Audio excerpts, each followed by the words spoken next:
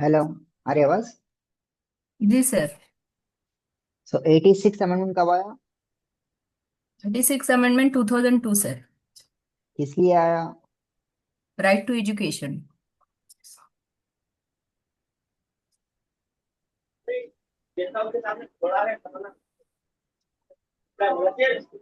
किस लिए आया? Right to education. 105th amendment कब आया?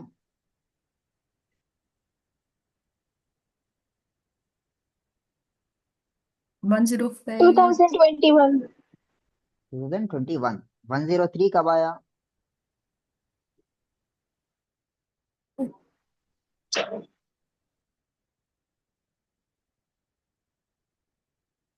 103 कब आया? 103rd अमेंडमेंट कब आया? 2019. किस लिए आया?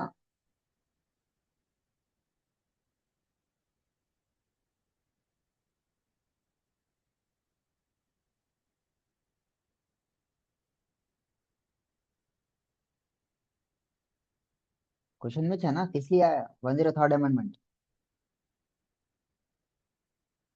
Sir EWS. ईडब्ल्यूएस। क्या? 104th amendment. Economically weaker. 104th amendment कब आया? 2020. 2020। किस लिए आया? Abolition of Anglo-Indian reserve seats. Abolition of Anglo Indian reserve seats. ठीक है। नेक्स्ट नेक्स्ट क्वेश्चन क्या है, पढ़िए। पढ़िए नेक्स्ट क्वेश्चन।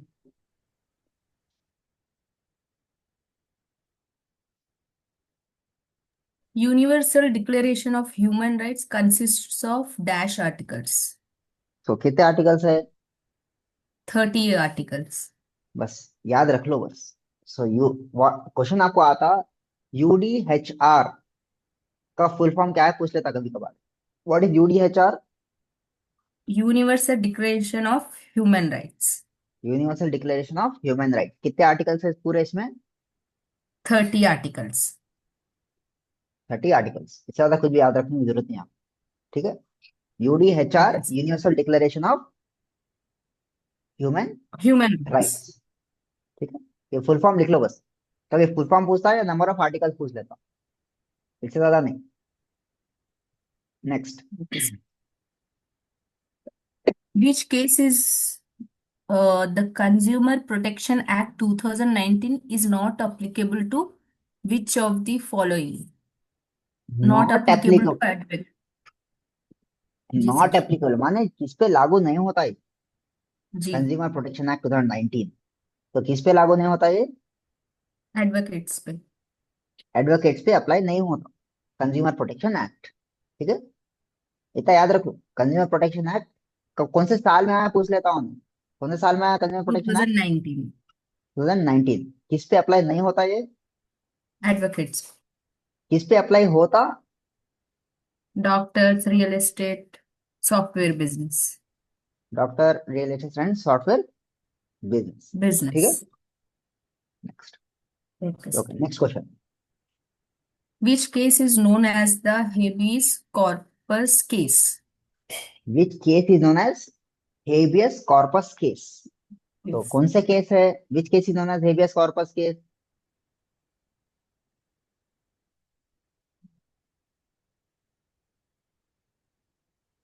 पहला केस क्या है? पहला case sir habeas corpus case ADM Jabalpur versus Shivkant Shukla. तो इसे क्या बोलते हैं आप? एडीएम जबलपुर वर्सेस शिवकांत सुल्तान। शुक्ला। उसको बोलते हैं हेबियस कॉर्पस केस बोल। 1970। कब जी। आया ये? 1976। 1976 में आया था। Is known as habeas corpus case. Next कौन सा केस है? Next SR Bommai case 1994। SR Bommai case. Screen दिख रहा है आपको? जी सर। देखिए we have how many cases? पहला केस क्या है? पहले के sir ADM Jabalpur versus Shivkant Shukla. नहीं नहीं, पहला ऑप्शंस में क्या क्या? अच्छा, देखिए, ऑप्शन में sir habeas corpus case is,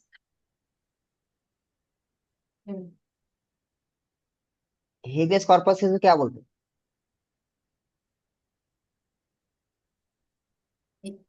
ये सर सेकंड ऑप्शन हैं? ADM Jabalpur versus versus Shivkant Shivkant Shukla. Shukla बोलते हैं। पहला केस जी कौन सा है? एक देखिए, ये तो करेक्ट आंसर है, और तीन ऑप्शंस भी जी है ना सर। उसमें। हाँ सर। सर फर्स्ट वन नहीं दिख रहा सर, ऊपर चला गया।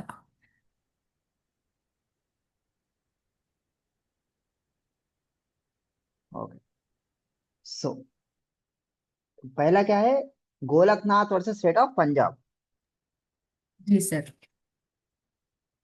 Golaknath versus state of Punjab. So क्या है Golaknath versus state of Punjab, कब आया केस ये?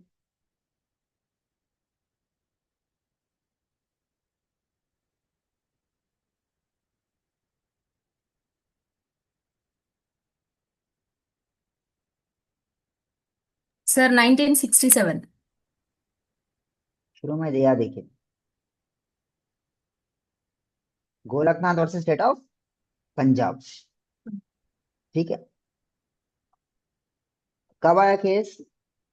1967। 1967। पॉपुलर नेम क्या है?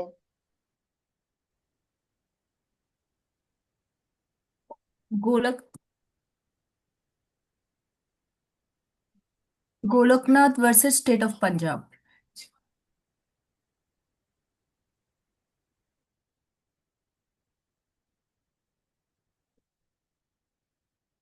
इसको parliament's power. Fundamental fundamental rights case भी बोलते हैं इसको। गोलकनाथ केस क्या बोलेंगे आप?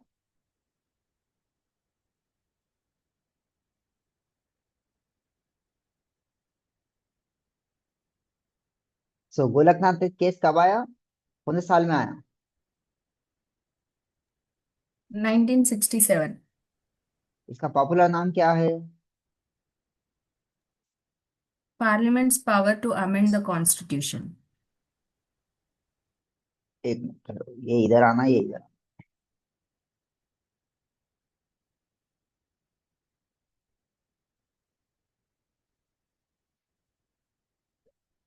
सो टॉपिक क्या है? Topic parliament power to amend the constitution. So popular name क्या है गोलकनाथ केस का? Fundamental rights case. Related topic?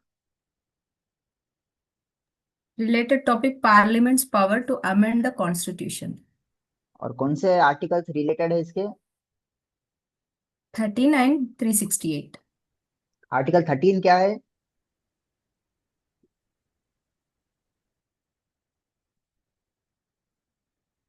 What is article 13? कल पढ़े थे। Judicial review. Judicial review. Article 368 क्या है?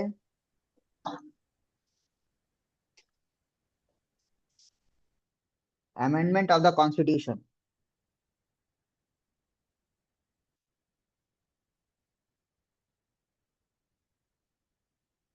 What is article 368?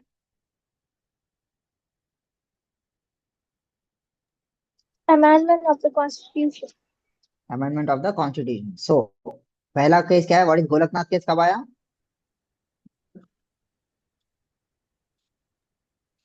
1967. Popular name क्या है इसका?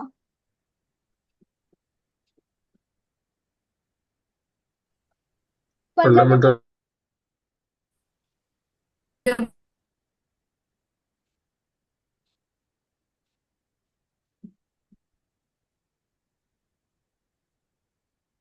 हेलो, क्या नाम है इसका? So popular name fundamental rights case. Fundamental rights case. Fundamental rights, yes. उसके बाद दूसरा कौन सा है अपना केस उसमें दिए तो?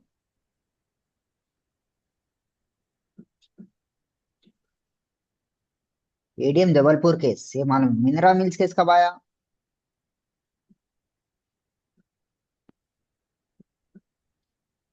कल होमवर्क दिया था। 1980. 1980। 1980. केशवानंद भारती केस कब आया?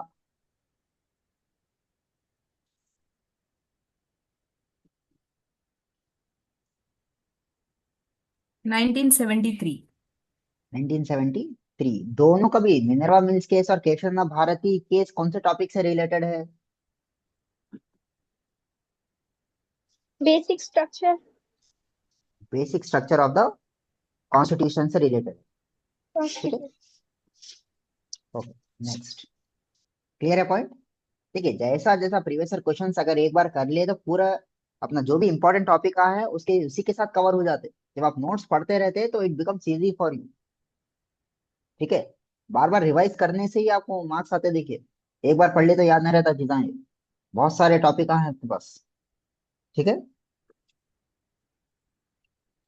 नेक्स्ट। नेक्स्ट क्वेश्चन पढ़िए। Which of the following cases by Supreme Court of India decided that the death sentence should be imposed only in rarest of the rare case? Rarest of the rarest case मतलब बहुत ही rare, मतलब नहीं के बराबर, बहुत ही एक million में एक, हजार में एक लाख में एक, 10 लाख में एक, करोड़ में एक, उसको बोलते हैं रेरेस्ट ऑफ रेरेस्ट केस ना। देखिए, Rarest अगर of आपको the rare case. अब आपको आंसर भी नहीं आता लेकिन आपको ये मालूम है केशवानंद भारती केस कब कौन से टॉपिक से रिलेटेड है?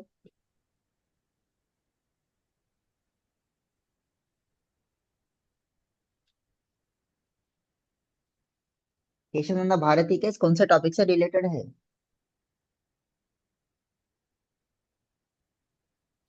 सर, पढ़े बेसिक थे अपन। Structure of constitution.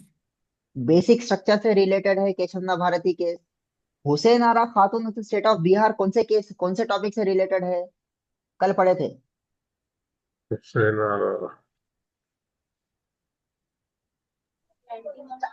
Judiciary. Famous case law of PIL. PIL से रिलेटेड है। ठीक है, ठीक है।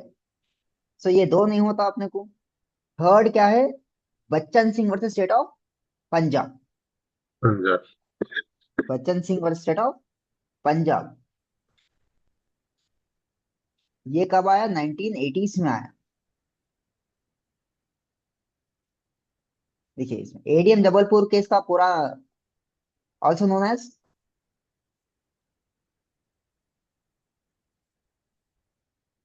Bachchan Singh versus state of Punjab कौन से साल में आया?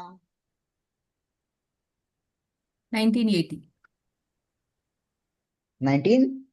ये सर, ये केसेस का भी ये फाइल शेयर करना था, अब डिटेल जो है कौन सा केस कब हुआ था।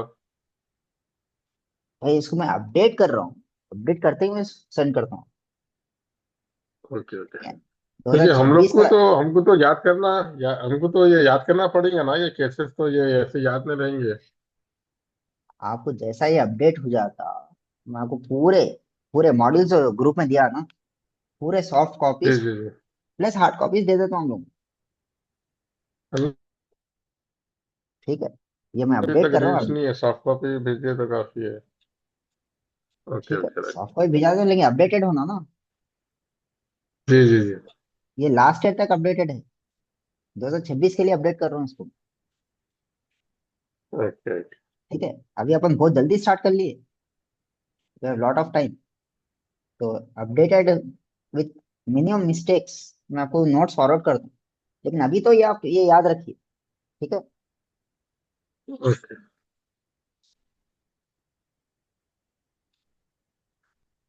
सो बच्चन सिंह केस कब आया? 1980।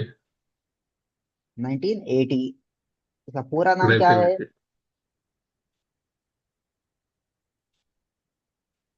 Rarest of the rare case doctrine. तो पॉपुलर मीनिंग क्या है इसका? Rarest of the rarest case Rarest of doctrine. the rarest case doctrine. Doctrine. ठीक है। टॉपिक क्या है? Death penalty. Death penalty. और कौन से आर्टिकल से रिलेटेड है ये? 1921. 19 and 21. 1921। ठीक है, One. ऐसा याद रख लो, it's more than enough. Done. Okay, so Deena versus union of India not important, तो देखने की जरूरत नहीं। ठीक है, next please read the next question.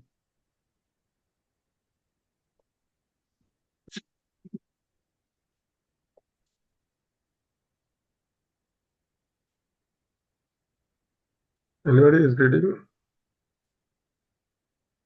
पढ़िए भाई, जो जो मौका मिला पढ़ो। सब पहले आप पहले पढ़िए आते थे। कोई नौशीन, हार्दिक,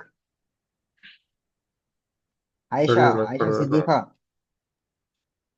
Nausheen, Yes, sir. Hardik, please read. In देखिए, which I year want, that आप लोग आप पढ़ता कोई याद रहता। जी sir.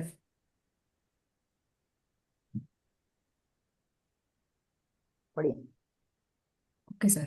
In which year the term judicial activism was first introduced by Arthur, क्या है sir? शिलेजिंगर, शिलेजिंगर। शिलेजिंगर. Schlesinger Jr.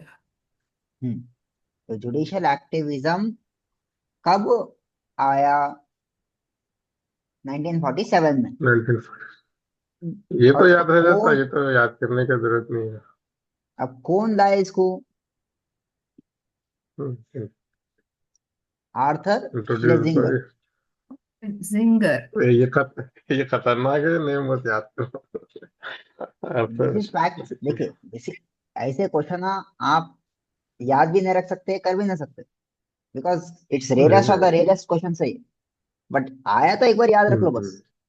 Judicial activism introduce कौन करे? कौन दिया judicial activism? Arthur Schlesinger. Arthur Arthur Schlesinger. और कब Zinger. आया ये, कब दिया उन्हें? 1947. 1947 में दिया, बस इतना याद रखो, इट्स मोर देन इनफ। इससे ज्यादा रखने की अब 1947 जरूरत। अपना इंडिपेंडेंस ईयर है ना, ये याद रह जाएगा ये 1947. यस, नहीं भी आया तो ऑप्शन सी डाल देगा ना। Hmm. Okay, next, next question. Sir आपका स्क्रीन गया। Read the next question.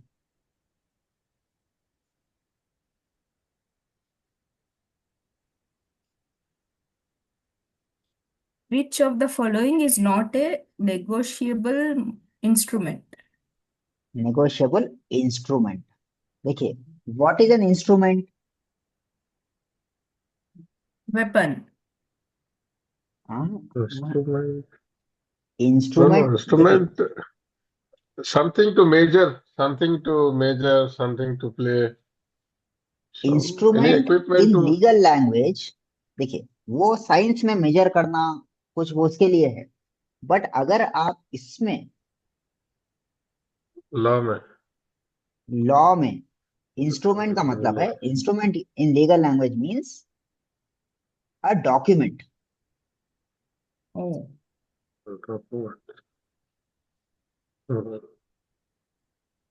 Chat में लिखा देखिए, instrument in legal language means a document. ठीक है, नेगोशिएबल इंस्ट्रूमेंट का मतलब है Still in exchange. Fairly. Instrument can be exchange, exchangeable instrument.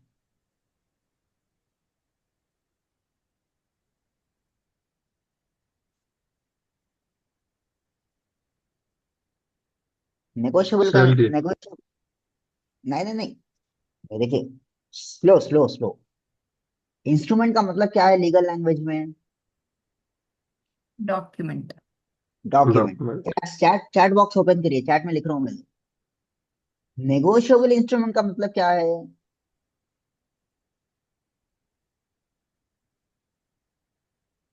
Exchangeable instrument.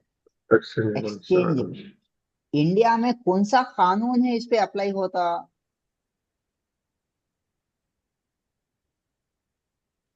India में कानून है, कौन सा कानून है? पूछ लेता हूँ। नेगोशिएबल इंस्ट्रूमेंट एक्ट 1881 बोल के कानून है, Act 1881. ठीक है। 3 टाइप्स है इसके। देखिए नॉर्मली, अब आप कभी चेक, 3 चीजें हैं देखिए, चेक, बिल ऑफ एक्सचेंज और प्रॉमिसरी नोट। ये 3 तरीके को बोलते हैं आप negotiable instrument.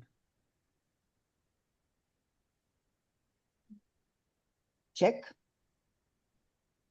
Bill of exchange माने नोट अपनी,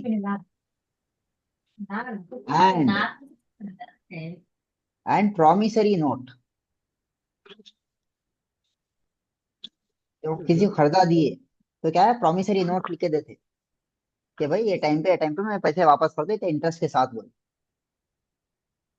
सो इंडिया में what is the negotiable instrument? Shall it? नहीं तो ये मैं क्या बता रहा हूँ, नेगोशिएबल इंस्ट्रूमेंट का मतलब क्या है?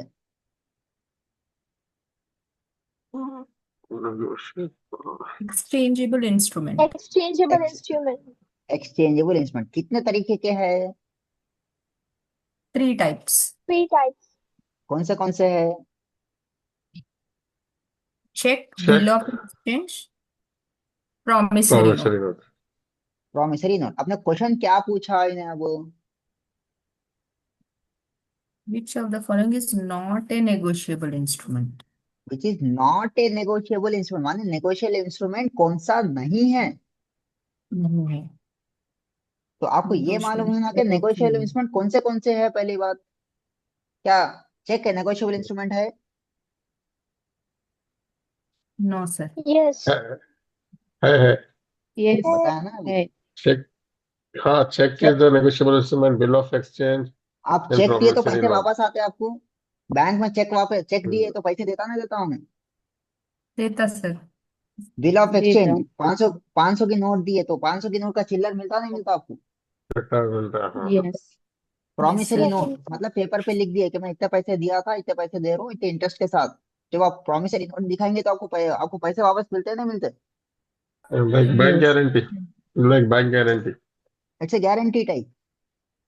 सो क्वेश्चन क्या पूछा आपने को? Which of the document is not a not a negotiable instrument पूछा, तो नॉट negotiable? मतलब सेल डीड। सेल डीड खाली Sale deed. इंस्ट्रूमेंट है, नेगोशिएबल इंस्ट्रूमेंट नहीं है। Sale deed. Sale deed is just an instrument to transfer the ownership Ownership of the of property. Property, but not a negotiable instrument. समझ में आ रहा? ठीक है। कौन सा कानून है जो अप्लाई होता है नेगोशिएबल इंस्ट्रूमेंट पे? Negotiable Instrument Act 1881. Check. One. Cheque, Okay. Check, bill of exchange, promissory note. So कौन सा कानून है याद रख लो बस इतना ही, ठीक है। Okay. नेक्स्ट क्वेश्चन, दूसरा नेक्स्ट क्वेश्चन पढ़िए। The term rule of law was popularized by which jurist? Class के स्टार्टिंग में AV. बताया था हमें, Yes, क्लास sir. के First स्टार्टिंग में बताया था रूल ऑफ लॉ कौन से कंट्री से लिए? British common law or UK. UK. UK, UK से लिए। और वो कौन लिए? UK. AV Dicey. AV Dicey, Dicey or Dicey? AV Dicey, Dicey. Dicey बोलते हैं। Dicey. तो मोस्ट कॉमन Okay. क्वेश्चन है, it's a most common question, Rule of law ठीक है। was rule popularized of by law कौन दिए? एवी dicey दिए। A B dicey दिए, ठीक है। पहला ऑप्शन क्या है? सैलमॉन्ड। सालमंड। सालमंड। सालमंड कौन सी थियरी दिया? चैट्स में लिखा देखिए। Salmond pigeon hole theory. pigeon Salmond के पिजन होल थियरी, वो क्या है वो आप एलएलबी में पढ़ते हैं। आपसे बेटा याद रखना कि सालमन कौन सी थियरी दिया।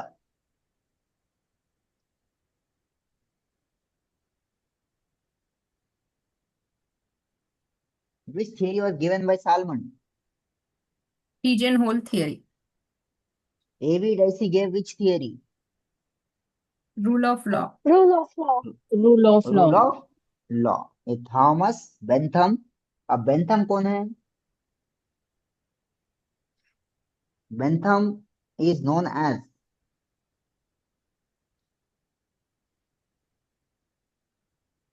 फिलोसोफर और ज्यूरिस्ट।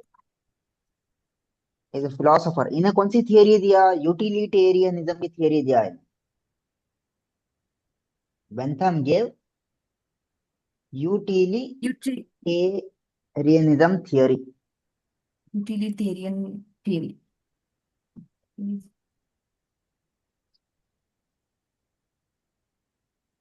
तो Salmond gave which theory?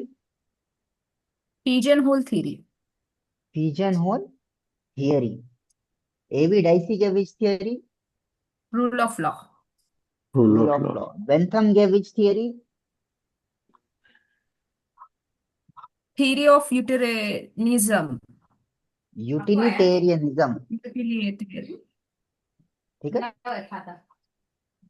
It's a utilitarianism theory. Clear है point? Yes sir. Next. Next question.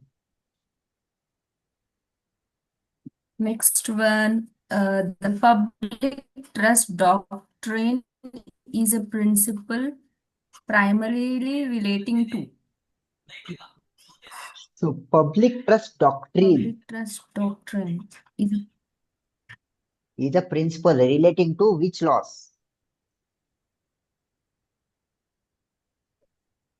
Environmental. environment. Environmental law से रिलेटेड है। पब्लिक Yeah, ट्रस्ट डॉक्ट्रिन कौन environment. से रिलेटेड है? Environmental law. Environmental Public law, trust. Environmental law. ठीक है। Clear है point?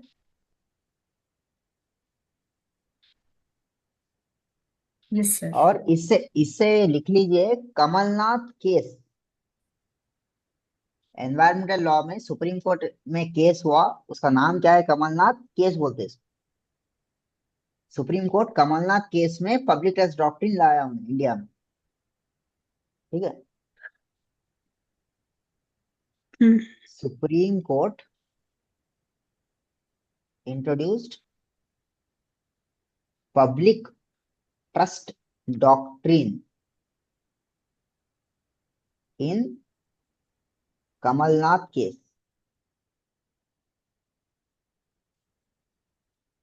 सो Kamalnath case किससे रिलेटेड बोले क्या बोलेंगे आप?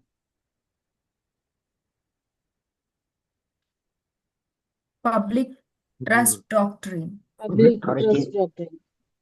पब्लिक ट्रस्ट डॉक्ट्रिन, And ठीक है, environmental law. Related to environmental law. और इंडिया का Law. कौन सा केस है?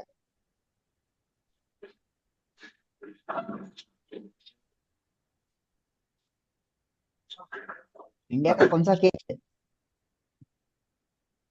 कमलनाथ केस। कमलनाथ केस। इतना याद रखो काफी है।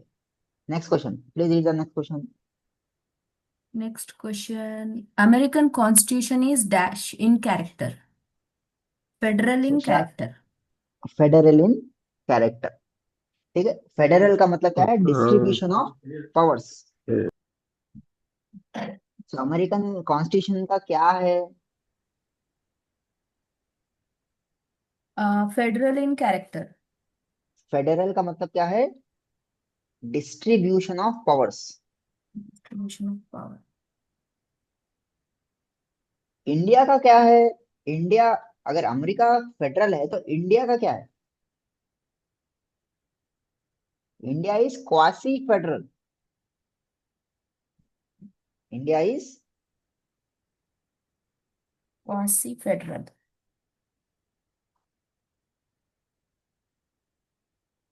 ठीक है, अमेरिका अगर फेडरल है तो इंडिया क्या है? Quasi federal. Quasi federal. इतना याद रखिए, जब मैं पॉलिटी आपको पढ़ाता रहता हूँ, कॉन्स्टिट्यूशन जब पढ़ाते रहता हूँ, जब आपको समझाता हूँ फेडरल और क्वासी फेडरल क्या है वो। ठीक है, तो ओके अमेरिका सर। का नेचर क्या है? फेडरल है। फेडरल। इंडिया का नेचर क्या है? Quasi federal. Quasi federal. ठीक है, इतना याद रखो, it's more than enough.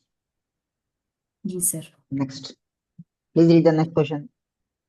In which year Digital Personal Data Protection Act was enacted? In which year digital data protection act, DPDP act बोलते हैं इसको। क्या बोलेंगे इसको? DPDP। Digital personal data protection act कौन से साल में आया ये? 2023। 2023। 2023। ठीक है, ये सब नो। तो Yes, डीपीडीपी sir. एक्ट कब आया? 2023. 2023। नेक्स्ट क्वेश्चन पढ़िए। Indian So what's Constitution. the full form? DPDP digital, question में है देखिए, digital personal data protection act.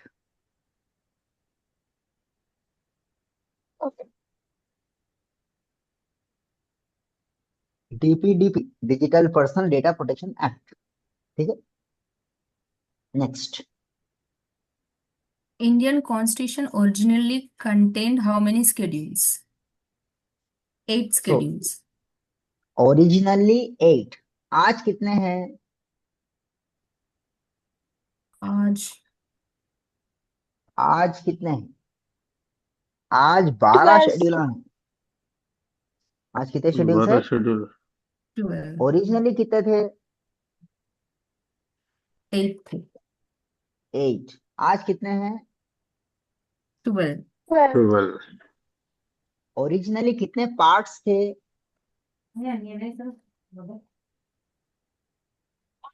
Originally कितने पार्ट्स थे? 22। आज कितने हैं? 24. 25। 25। अगर 25. शेड्यूल्स, शेड्यूल्स कितने थे ओरिजिनली? 8। 8. 8। शेड्यूल्स ओरिजिनली 8, आज कितने हैं? 12। 12। 12. 12। कितने ओरिजिनली कितने पार्ट्स थे? 22। 22। आज कितने हैं? 25। 25. ठीक है, इतना याद रखो। और आर्टिकल्स ओरिजिनली कितने थे? Articles. 395। 395। 395। आज कितने 395। हैं? आज कितने हैं? आज भी 395 ही है, याद रखो। बढ़ते नहीं है। अगर सब आर्टिकल्स पूछा तो 450 प्लस है। अच्छा, ये इंक्रीज होते आर्टिकल, वो फिक्स रहेंगे हमेशा के लिए? अमेंडमेंट्स करते गए तो इंक्रीज होते रहते। ठीक है, हम्म। लेकिन इतना याद रखिए, ओरिजिनली कितने शेड्यूल्स थे अपने पास? 8. 8। आज कितने? 12। 12। ओरिजिनली कितने पार्ट्स थे? 22. 22। आज कितने हैं? 25. 25. ओरिजिनली कितने आर्टिकल्स थे?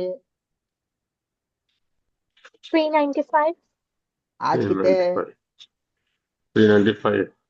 395। Same. अगर उसमें आप लिख लीजिए जहां पे नोट्स बना रहे ना, अगर सब आर्टिकल्स के साथ पूछा होने तो 450 plus.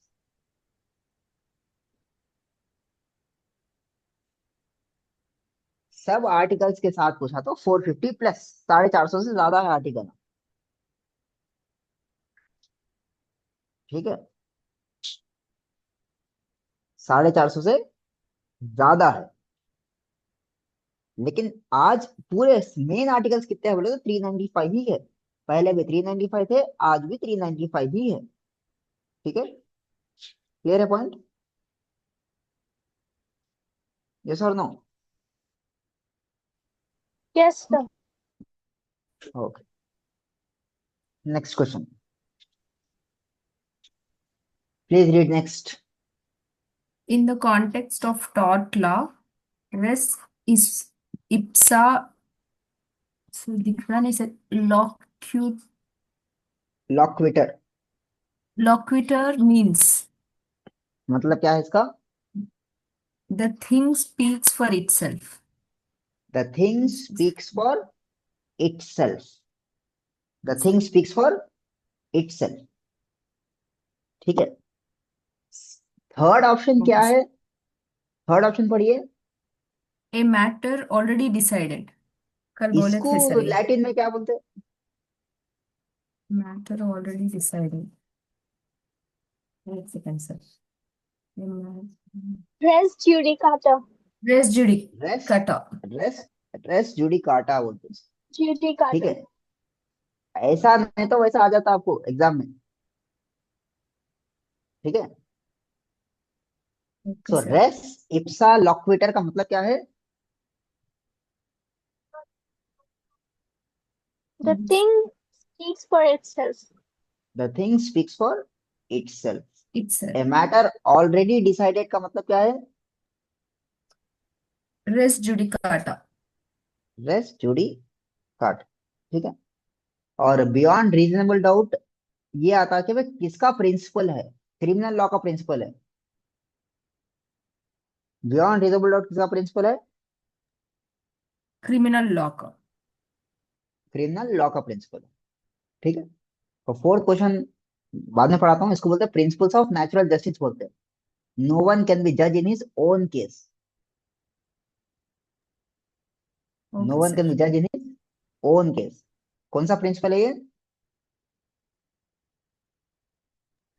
No one can be judged in his own case. ठीक है, own case. मतलब प्रिंसिपल्स ऑफ नेचुरल जस्टिस देख लो ये।